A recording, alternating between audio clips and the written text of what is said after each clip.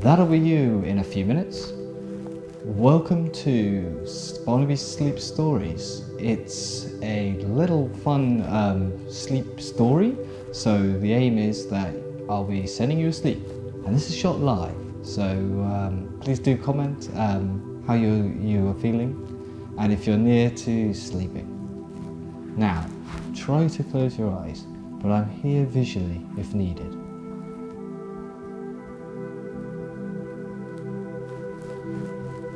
Our sleep story tonight is based in a cloud.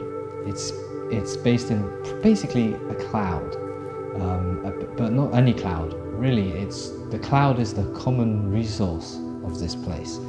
I'm talking about Cloud City. Clouds are really soft and they're made of very, so soft you could barely, when you touch it, you can barely even feel how soft it is because it's just like, it's so soft. And when you think of how soft it is when you're lying in your bed, that's how relaxing it is. But our story does start amongst the clouds in Cloud City. And the Cloud City is above Earth. It's right up above Earth, around where the clouds are at the moment. And within these clouds,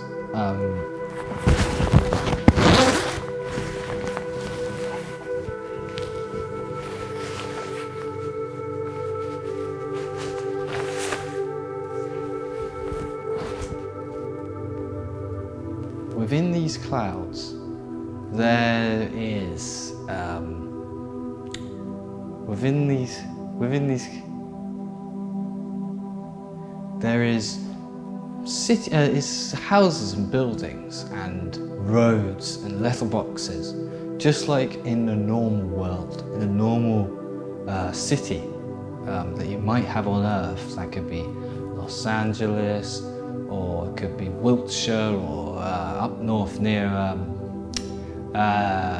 Berkshire, for example. All of which are real cities.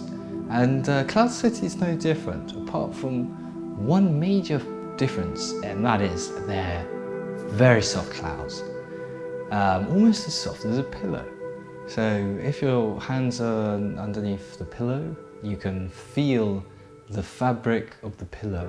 That's basically like a soft fabric, like the clouds in Cloud City. And our story in Cloud City starts with a really young guy called Brian. And Brian, he's young. He's basically just graduated from the local council. The council run a sort of university scheme for the young, very clever guys who have got a lot of potential to bring great fortune to the city in terms of economic prosperity. And funnily enough, you'll know that the Cloud City's currency is in fact, well, it's cloud, which is remarkable given its softness.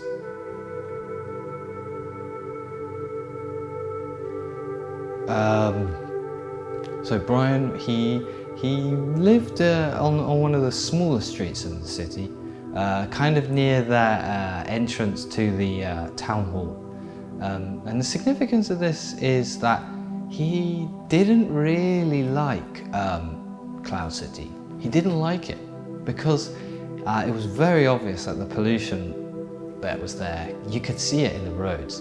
I mean, you imagine a beautiful sponge, it really soaks up. If you get some dirt on a beautiful kitchen sponge, that sponge is going to show the dirt on the sponge. And that's pretty obvious. You can see there's dirt on it. And that's essentially what the roads of Cloud City were like. A car would drive along, and you're gonna get a bunch of pollution on that, which is not gonna be ideal for beauty. The beauty of the city, and if it applies for a heritage recognition, it's going to be denied because of this pollution from the local cars. And Brian, working within the council, was quite lucky for him. So he could make points about this issue to people who could make a difference locally. And they were people such as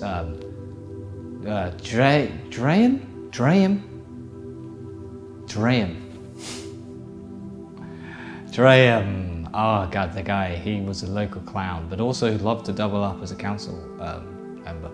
And that was fine, because there was a certain entertainment factor that came with those who wanted to be elected in Cloud City. And you really pulled the votes in, particularly on election night in Cloud City. But as Brian woke up on the 13th of May, he felt himself a little better. He wasn't so annoyed by the pollution and everything going on. He kind of he took it in his stride, and he got out of his warm bed that was made of synthetic feather, down feather, and went to the kitchen to start his breakfast meal.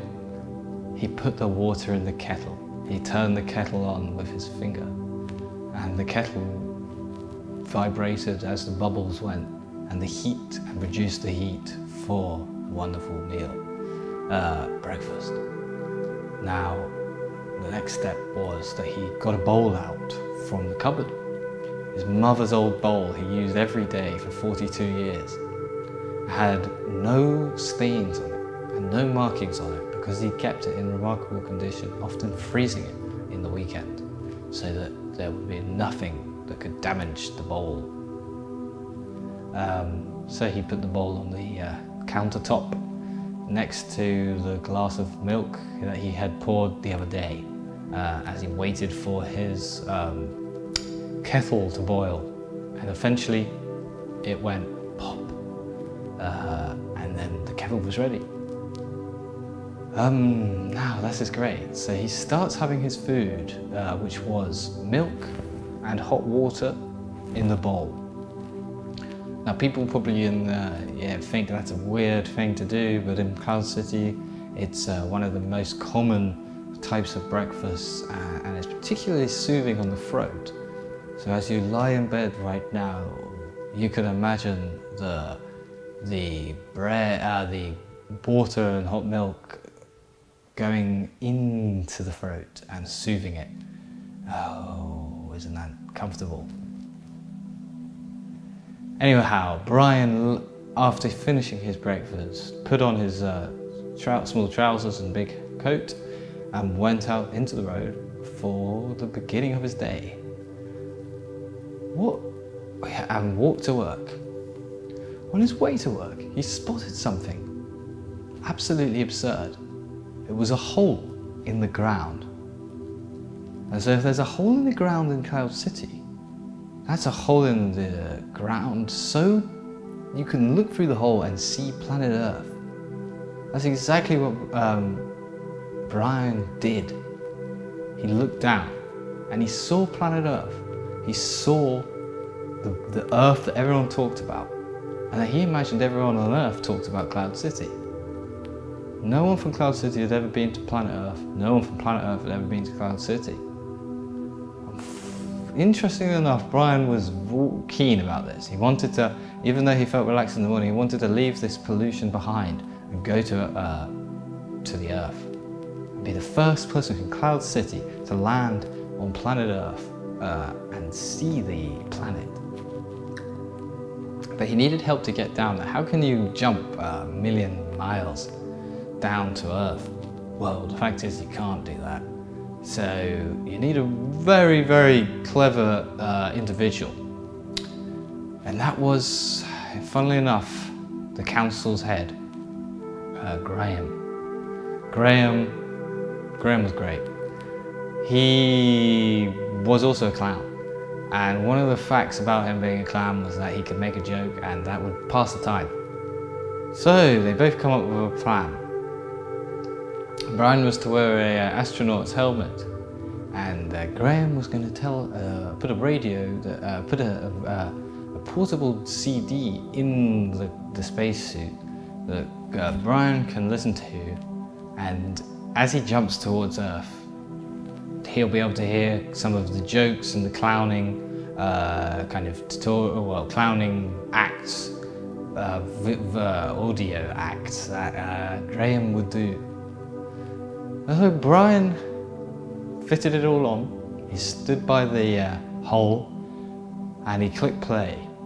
He clicked play, put it in his astronaut's helmet, and he jumped towards Earth as Graham told his first joke. And he Brian floated through Earth as soft and slow as anything. Going towards Earth really slowly. He felt the cloud brush against his kneecap as he headed towards Earth.